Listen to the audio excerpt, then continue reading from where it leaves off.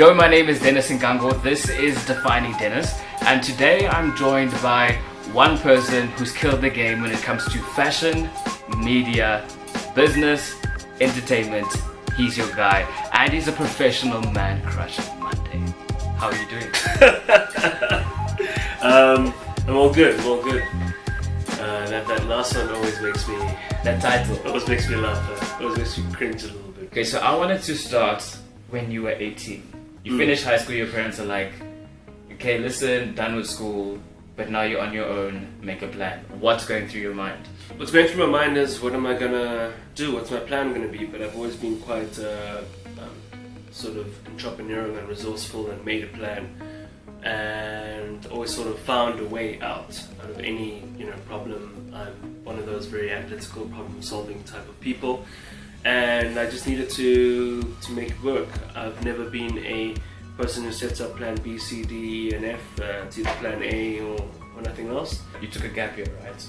Yeah, I took a bit of a forced gap year and started working at Aka Joe, selling clothes, one of the sales assistants there. And then I really loved the idea of doing something that involved talking, because as you know, I had a really bad stutter growing up, so I always wanted to do something that would involve me talking. So I always wanted to be able to monetize what was once a disadvantage into an advantage. And I loved sports and I loved people, so I thought that could be cool if I went along the TV avenue. Went for a few auditions for different TV shows, and then first one I got was a schoolboy rugby show called Classic Clashes, and that was sponsored by a bank, and that was really interesting in terms of how much I had learned. I was going to all the schoolboy rugby games and doing field reporting and presenting also in the studio, and very quickly you are exposed to this media world and you start to sort of find your place and whatever it might be. And yeah, it was really cool getting in that space of things. While I was doing that, I'd gone to SA Fashion Week and went to the director of SA Fashion Week and asked her if I could please do something there with her. And she had actually met me the year before, Lucilla Boyson, and she had come to my school, and we had a little fashion casting for a lot of the guys in high school, and I was one of the guys that made it into this casting for this fashion show that they had in Sandton Mall with a whole bunch of different schools involved in it. And she put me in charge of those kids when I was still in school, just to keep the order, because I was the head of house and the prefect at the time, and she was happy with that, and we just stayed in touch. And then I went to her and I said, hey, do you remember me when I was on my gap year? And she's like, yeah, I remember who you are, blah blah, and asked if there's anything she needs me to do. And then she asked me to be her PA, and I eventually became sort of what would I say, like assistant director, supervisor eventually, after a few seasons. And the TV show was doing well, and then I got another show from that show. And then I started modeling when someone was like, you're okay to look at, so you should probably try to figure out, you should probably, you could probably go make an extra buck from that too, and join an agency, and it all started connecting. And all. So you were quite busy during your gap year? Yeah, I was quite busy during my gap year. My aims were, by the end of the gap year, to buy my first car, to travel overseas for the first time, and to be able to have saved enough money to send myself to varsity the next year. And did you check all the boxes? Checked all the boxes. Where did you go? I went on a five-week Euro trip with my girlfriend at the time. England, France, Spain, UK, and Germany. Let's look into your career. The grey area before WeChat guy, and then you all of a sudden were sexiest man, best styled, then you were doing all these different jobs. Did you have challenges, or did you just decide with your mind, okay, this is what I want, and things just fell into place? I'm an energy person, and I'm a universe person as well, where I decide what I want and that I'm not going to give it any sort of option to be out of my reach, and I'm going to make it happen.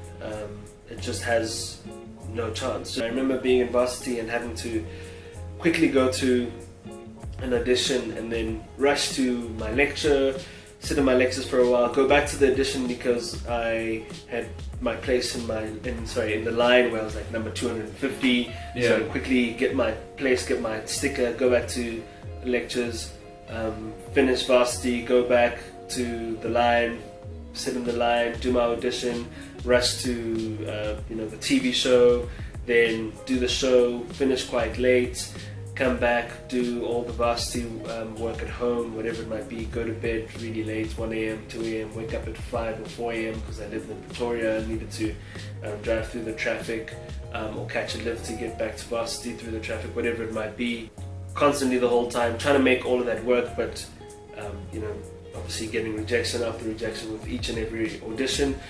Then I had made a decision that every single audition I go to, even though I'm juggling all around, I need to know what the audition's all about before so that I can put in 100% and be really, really ready and be able to be versatile enough to change people's minds about certain things. So if it was for a commercial and they were looking for a short, blonde, blue-eyed, white guy, I'd go there and make sure that my audition was good enough, even though they're like, are you sure you're at the right place? I'm like, yeah, let me just, my audition was good enough to make them think, oh, actually, maybe we could change it to this guy, this tall black guy with brown eyes. WeChat was even before I moved to Cape Town, when I moved to Cape Town in 2013. And I remember moving to Cape Town I think I finished my final year exam at varsity in 2012 on the 9th of November.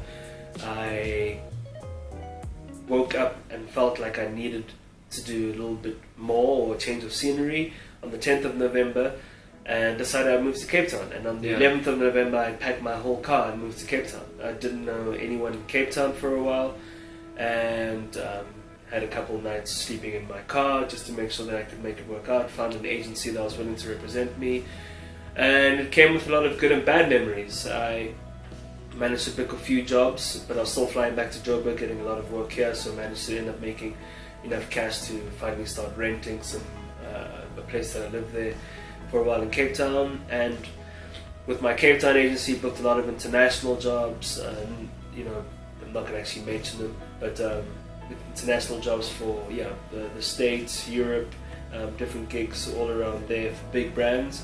And that agency never paid me, and I had to write off a few $100,000 and needed to sort of keep it going, start from scratch, move back to Joburg, and I learned a lot from that, and it just made me harder and made me smarter about my business and how I approach things and who I dealt with, and made me actually want to start being the person that is never in the position of wanting work, and pretty much going out there with both hands and hoping for the next person to book you for something, and wanting to be the person that could actually provide the work and be the business and be able to be my own business. And whenever I had a shoot or a just any commercial, whatever it is, a commercial or print or whatever it is, whenever I was on set, I always wanted to create an environment that was really, really enjoyable for everyone there. So being the easiest person to work with was always the aim. Not needing any attention and people needing to do this and that for me. Happy to do it myself.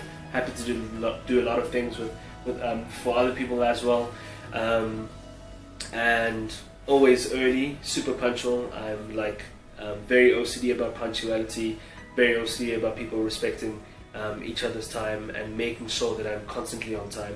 I love watches, and I love watches not because of how beautiful they are as just pieces of art and how much work goes into it, but because I make sure that I buy nice watches.